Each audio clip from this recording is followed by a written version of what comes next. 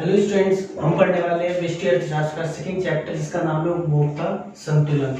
तो उपभोक्ता संतुलन का मतलब क्या होता है? उपभोक्ता संतुलन से अभिप्राय होता है वह स्थिति जहां पर एक उपभोक्ता जो भी वो अपनी आय को खर्च करता है किसी भी वस्तु को खरीदने में, उससे उसको अधिकतम संतुष्टि प्राप्त हो। जब भी उसको अधिकतम संतुष्टि प्राप्त होती है तब उपभोक्ता संतुलन की स्थिति में पाया जाता है। इसके अंदर जो हमने सबसे पहली चीज पढ़नी है वो थी हमारी उपयोगिता। उपयोगिता का मतलब क्या होता है? उपयोगिता से अभिप्राय किसी वस्तु के उपभोग से प्राप्त होने वाली संतुष्टि से है। मतलब क्या होता है? वह शक्ति, किसी भी वस्तु की वह शक्ति जो हमारी आवश्यकता को, एक मानव की आवश्यकता को संतुष्ट करती हो, उसी शक्ति को हम उसकी उपयोगिता कहते हैं। फॉर एग्जाम्पल के लिए आप कहीं बाहर जा रहे हो घूमने के लिए और गर्मी के टाइम पर आपको बहुत तेज प्यास लगी, आपको कहीं पानी नहीं मिल रहा, सडनली आपको एक पानी के लिए टंकी या फिर पानी वाला मिल जाता है और आपको पानी पीने के बाद में जो संतुष्टि आपके चेहरे पर या जो सेटिस्फैक्शन आपको फील होगा, जो आपको आराम मिलेगा, वही सेटिस्फैक्शन उस पानी की उपयोगिता कहलाएगी। तो उपयोगिता से अभिप्राय किसी वस्तु के उपभोग से प्राप्त होने वाली संतुष्टि से होता है। उस वस्तु को उपभोग, उसको इस्तेमाल, उसका उपयोग करने के बाद में जो हमें सेटिस्फैक्शन मिलता है वही उसकी उपयोगिता कहलाती है। तो उपयोगिता को ज्ञात करने की दो अवधारणाएं होती है। पहली होती है हमारी गणनावाचक अवधारणा और दूसरी होती है हमारी क्रमवाचक अवधारणा। गणनावाचक अवधारणा क्या होती है? इसको देखो, सबसे पहले तो इसका जो गणनावाचक अवधारणा हमें मार्शल के द्वारा बताई गई थी और क्रमवाचक अवधारणा जो हमें फ्रिट्ज के द्वारा बताई गई है। मार्शल ने क्या बोला था कि हम किसी भी वस्तु की उपयोगिता की गणना कर सकते हैं, मतलब उसको हम काउंटिंग्स में काउंट कर सकते हैं। किसी वस्तु से हमें क्या उपयोग करने से हमें 20 की या 30 या 10 जो भी है, इतनी कितनी यूटिलिटी मिलती है, कितनी उपयोगिता हमें मिलती है, हम उसे इस तरह से नंबर्स में काउंट कर सकते हैं। फ्रिट्ज ने जो बताया था, फ्रिट्ज ने बोला था कि हम उपयोगिता को क्रमवाचक अवधारणा के अनुसार उपयोगिता को कंपैरिजन के तौर पर, कंपेयर करके, तुलना करके हम उपयोगिता ज्ञात करते हैं। फॉर एग्जांपल के लिए कि सेब के मुकाबले आम खाने से मुझे ज्यादा उपयोगिता मिली, सेब से भी कुछ उपयोगिता मिली, आम से भी कुछ उपयोगिता मिली, हम उसको काउंट नहीं कर रहे इस तरह से, बट मुझे आम खाने से सेब के मुकाबले ज्यादा सेटिस्फैक्शन मिला है, ज्यादा उपयोगिता मिली है। इसी को बोलते हैं क्रमवाचक अवधारणा। तो अभी सबसे पहले हमें जो पढ़ना है वो है हमारी गणनावाचक अवधारणा। क्रमवाचक अवधारणा हम अपने अगले टॉपिक में, अगले चैप्टर में पढ़ेंगे।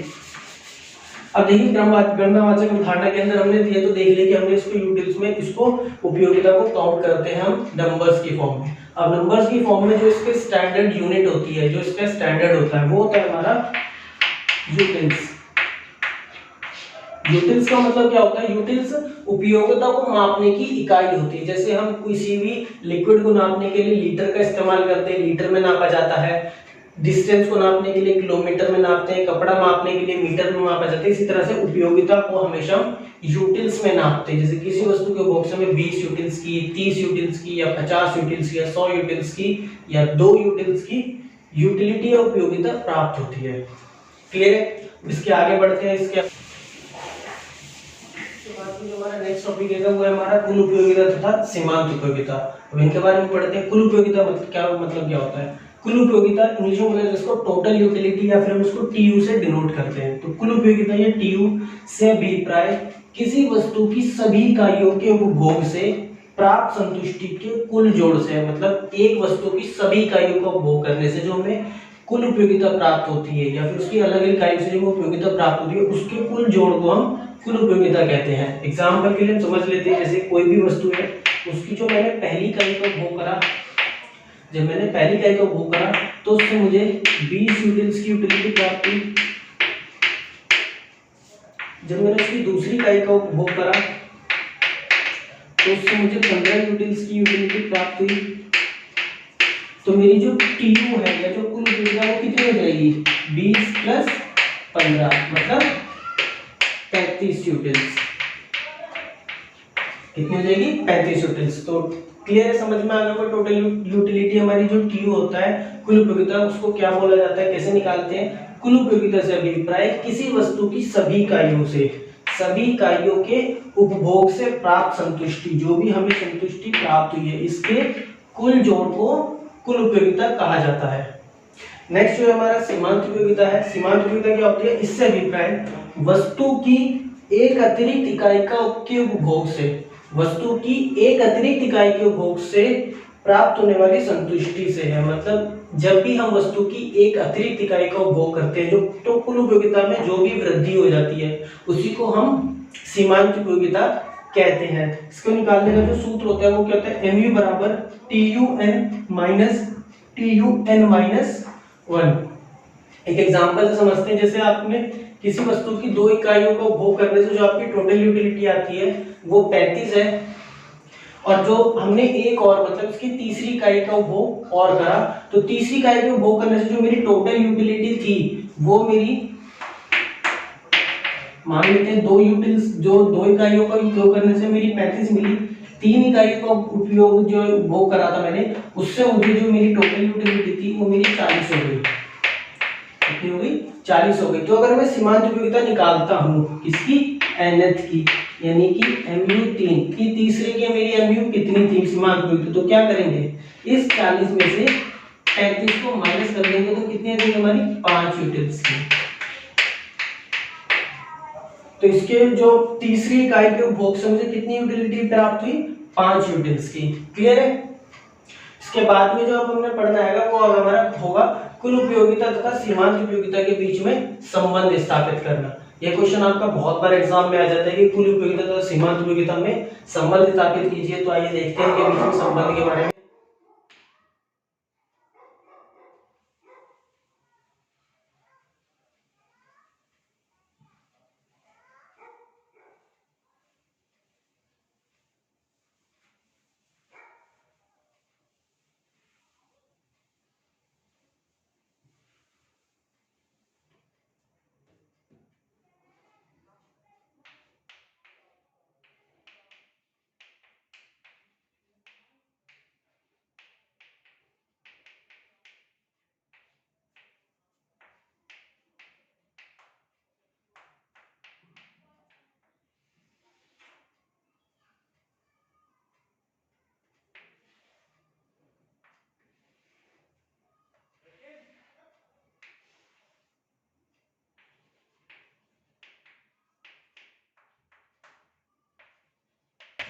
देखिए, सबसे पहले हम यहाँ पर अपने लिए एक तालिका बना लेते हैं, इधर हम उसका ग्राफ बना लेंगे, उनके बीच में संबंध देखेंगे।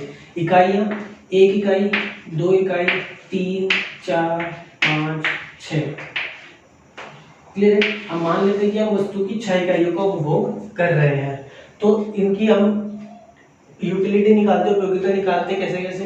देखिए, जब हम सबसे पहले वस्तु की पहली इकाई का उपभोग करेंगे, सबसे पहले वस्तु की पहली इकाई का उपभोग करेंगे, तो हम मान लेते हैं कि उससे जो हमारी यूटिलिटी हमें प्राप्त हो रही है वो हमें 8 यूटिल्स की यूटिलिटी प्राप्त हो रही है। उसके बाद में जब मैंने दूसरी इकाई का उपभोग करा तो उससे मुझे 6 यूटिल्स की यूटिलिटी प्राप्त होती है। तीसरी इकाई का उपभोग करने से 4, चौथी का उपयोग करने से 2, पांचवी से 0 और 6 पर आकर के मेरी जो कुल उपयोग जो मेरी सीमांत उपयोगिता है वो नेगेटिव हो जाती है, ऋणात्मक हो जाती है और -2 हो जाती है। अब देखिए, हमारी जो mu है या जो मार्जिनल यूटिलिटी है, जो सीमांत उपयोगिता है, वो कंटिन्यू गिरती जा रही है। पहले हम इसको समझ लेते हैं ये गिरता क्यों है। एक एग्जांपल से समझते हैं। मान लीजिए आप एक पार्टी में गए और आपको कोई भी एक चीज, हम जैसे सपोज दैट हम मान लेते हैं कि आपको आइसक्रीम बहुत पसंद है, आपके फ्रेंड की शादी है, आपको आइसक्रीम बहुत पसंद है, तो आपने पार्टी में जाने के बाद में सबसे पहले देखा भाई आइसक्रीम कहाँ पर है, चलो आइसक्रीम खाते हैं। आप गए, आपने फर्स्ट आइसक्रीम खाई, आपको बहुत टेस्टी लगी, तुरंत ही आपने दूसरी आइसक्रीम ली, वो उतनी टेस्टी लगी जितनी पहली लगी थी? नहीं, उससे कम टेस्टी लगी, क्योंकि आप ऑलरेडी एक खा चुके हो। तो आपने दूसरी आइसक्रीम खाई, तो उसके बाद में तीसरी आपने एक और खा ली, वो दूसरी से भी कम टेस्टी लगी, क्योंकि ऑलरेडी आप 2 खा चुके हो। फिर आपने चौथी और ले ली, वो पहले वाले से भी कम टेस्टी लगेगी। और फिर आपने 5th और ले ली, और 5th तक आते आते आपको जो आइसक्रीम की जो सेटिस्फेक्शन होगा, बिल्कुल मतलब आप उससे थक चुके होंगे, को ठंड लगने लग जाएगी, आपका पेट भर चुका होगा आइसक्रीम खा खा करके। क्लियर है। इसके बाद में क्या हुआ, आपका एक फ्रेंड और मिल गया, दूसरे स्कूल का, उसने बोला चल भाई तुझे आइसक्रीम बहुत पसंद है, चल आइसक्रीम खाने चलते हैं। अब आपने उसको बताया नहीं कि आप ऑलरेडी 5 खा चुके हो, उसने जबरदस्ती आपको 6th और खिला दिया। उसकी वजह से क्या होगा, आप उससे बीमार पड़ जाओगे, आपको वॉमिटिंग हो जाएगी और कोई तकलीफ हो जाएगी।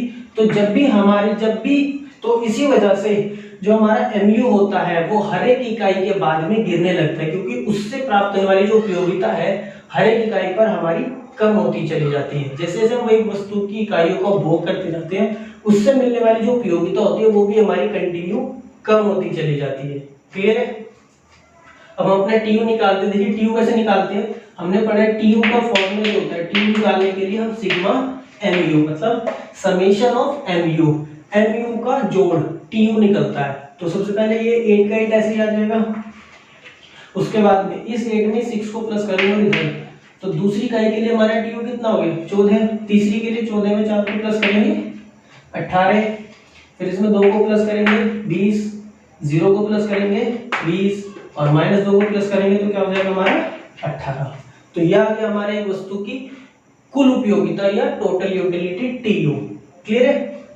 अब इसको ग्राफ पर शो करते हैं, आपको समझ में आएगा इनके बीच के संबंध के बारे में।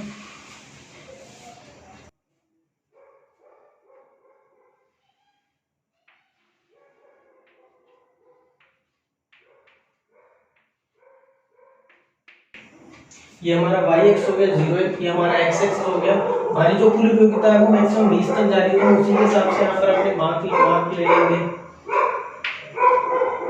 जैसे हम मान लेते हैं 2, 4, 6, 8, 10, 12, 14,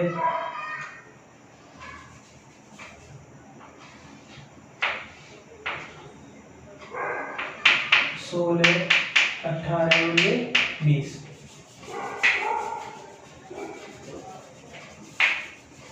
क्लियर है? इसके बाद में सबसे पहले इकाइयां इधर बनानी है, इनमें इकाई 1, 2, 3, 4, 5 और ये हमारी छठी इकाई 6 इकाई। MU के लिए ग्राफ बना लेते हैं।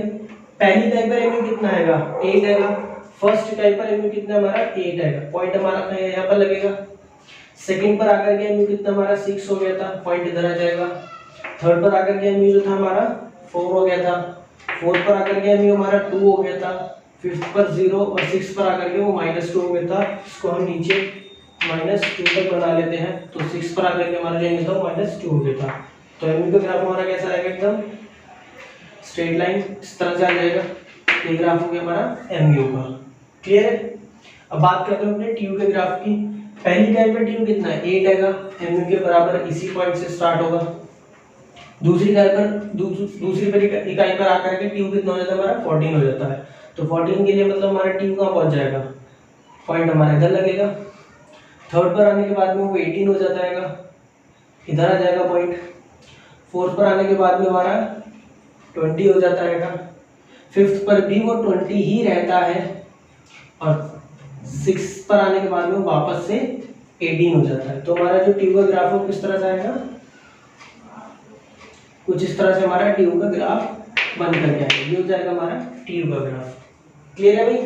ये हमारा TU का ग्राफ हो गया, ये हमारा MU का ग्राफ होगा। आप चाहो तो इसको यहाँ पर मिला करके इसको 0 से मिला सकते हो इस तरह से, या आपकी मर्जी, आप मिलाना चाहते हो मिलाओ, नहीं मिलाना चाहते हो इसको यहाँ तक भी जोड़ सकते हो, उससे कोई फर्क नहीं पड़ता, मर्जी आपकी, आप यहाँ से इसको मिला सकते हो। तो ये हमारा TU ग्राफ हो गया, ये हमारा MU का ग्राफ हो गया। अब बात करते हैं इनके बीच में संबंधों की, इनके बीच में संबंध की। तो सबसे पहले टेबल पर आते हैं। आप इस टेबल को ध्यान से देखिए। देखिए यहाँ पर हमारी 3 स्टेजेस बन के आ रही है, 3 अलग अलग स्थिति बन करके आ रही है MU की। कौन कौन सी है?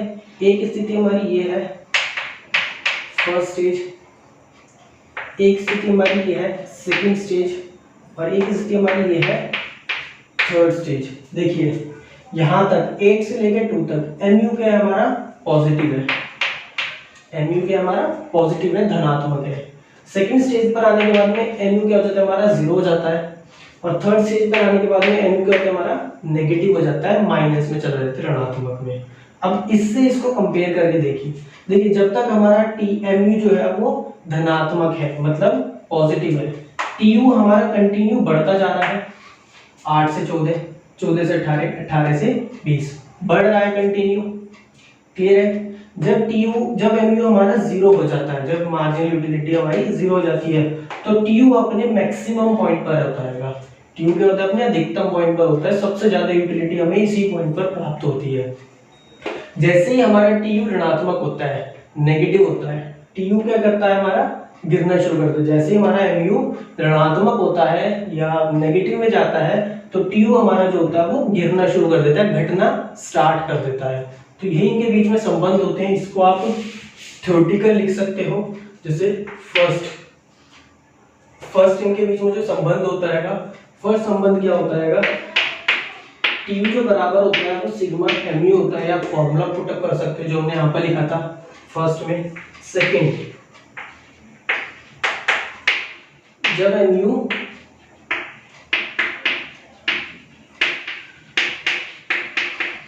धनात्मक होता है तब TU घटती दर से बढ़ता है। जब MU हमारा धनात्मक होता है तब TU घटती दर से बढ़ता है। थर्ड क्या होता है हमारा, जब MU शून्य होता है, जब MU हमारा शून्य हो जाता है तो उस टाइम पर जो TU होता है, जब तक TU अधिकतम होता है, अपने मैक्सिमम पॉइंट पर होता है, अधिकतम होता है। फोर्थ, जब MU ऋणात्मक होता है, जब MU ऋणात्मक हो जाता है तब TU जो होता है वो बढ़ती दर से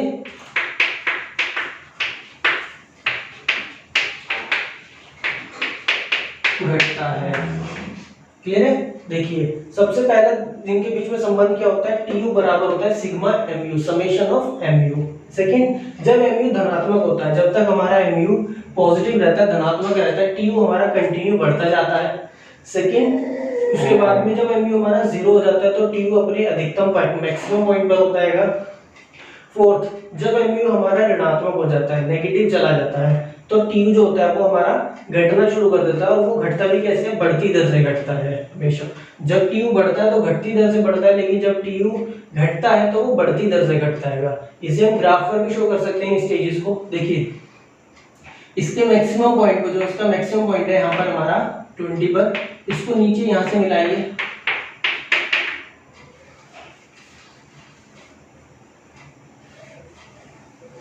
अपने इस मैक्सिमम पॉइंट को नीचे यहाँ पर मिलाइए,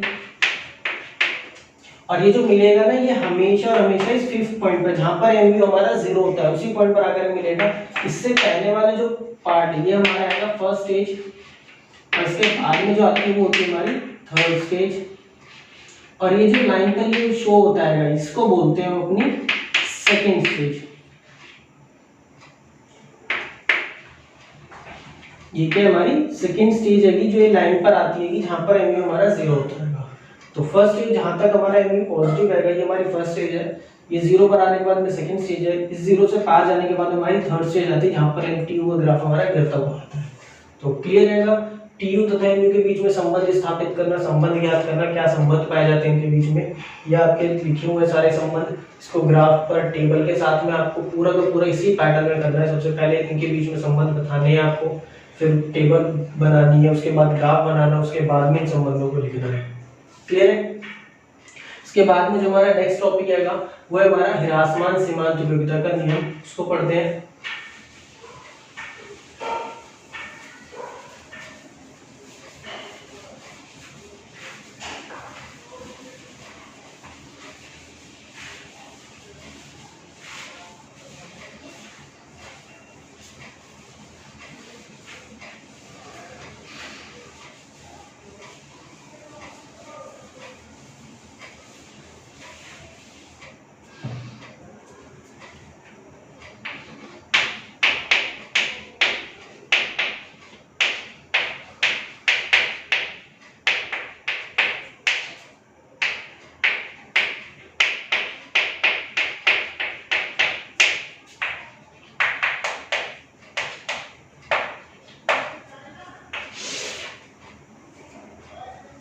इसके बाद में जो हमने नेक्स्ट पढ़ना है वो है हमारा ह्रासमान सीमांत उपयोगिता का नियम।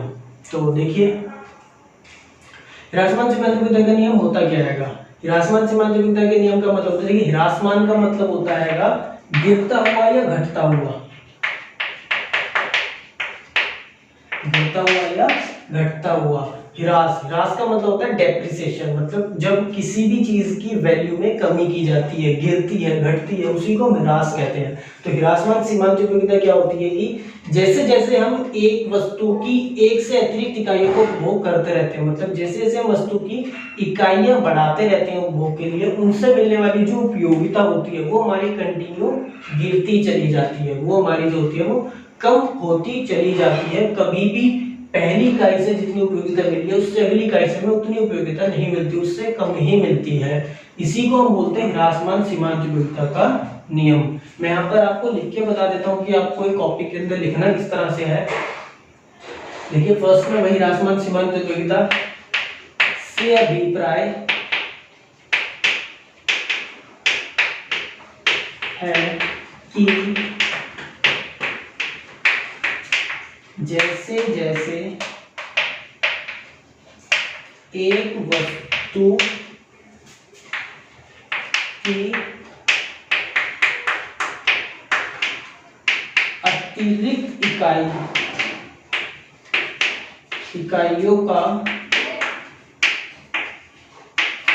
का उपभोग किया जाता है, उनसे प्राप्त होने वाली उपयोगिता में कमी आती है। तो ह्रासमान सीमांत उपयोगिता से अभिप्राय है कि जैसे जैसे एक वस्तु की अतिरिक्त इकाइयों का उपभोग किया जाता है, जैसे जैसे हम वस्तु की अतिरिक्त इकाइयां बढ़ाते रहते इकाइयां, तो उनसे प्राप्त होने वाली जो संतुष्टि होती है, जो उपयोगिता होती है, उसमें हमेशा कमी आती है। इसको हम ग्राफ से और अपने टेबल के माध्यम से बता सकते हैं। मैंने आपको एमयू की टेबल बनाई और एमयू का ग्राफ बनाना दोनों ही सिखा चुका हूं। आप उसको दोबारा से देख करके बैक जा करके आप देख सकते हैं कि ट्यूब एमयू का ग्राफ कैसे बनता है और उसकी टेबल किस तरह से बनती है। आपको वो दोनों ही इसके अंदर बनाने जरूरी हैं, तभी आपको पूरे मार्क्स एग्जाम के अंदर मिलेंगे। तो आपको सबसे पहले यही लिखना है, फिर उसके बाद में अपनी तालिका बनानी है, ग्राफ बनाना है और उसके बाद में उसको आपको डिस्क्राइब करना है थोड़ा सा। तो इसकी कुछ मान्यताएं भी होती हैं कि ह्रासमान सीमांत उपयोगिता के नियम की, जहां जहां पर वो एप्लीकेबल होता है। तो पहले मान्यताओं के बारे में पढ़ लेते हैं। मान्यताएं क्या होती हैं? देखिए अब इस नियम की कुछ मान्यताएं होती हैं, तो हम अपनी मान्यताओं के बारे में पढ़ लेते हैं। मान्यता, पहली मान्यता क्या होती है? वस्तु की सदैव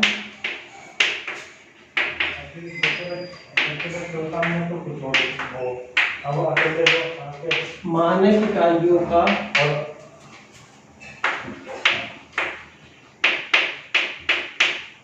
उपभोग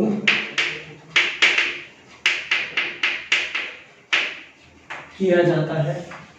दूसरी क्या होती है? वस्तु का उपभोग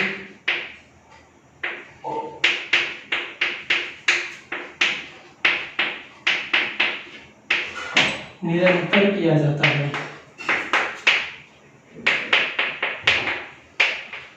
इसकी मान्यताओं को समझ लेते हैं। पहली होती है वस्तु की सदैव मानक इकाइयों का उपभोग किया जाता है। मानक इकाइयों का मतलब होता है स्टैंडर्ड यूनिट्स का उपभोग किया जाता है। मतलब अगर आप चाय को देख रहे हो कि आपको चाय को पीने से कितनी संतुष्टि मिली है, तो आप चाय के लिए पूरे कप का इस्तेमाल करोगे, पूरे कप को काउंट करोगे, ना कि चम्मच को।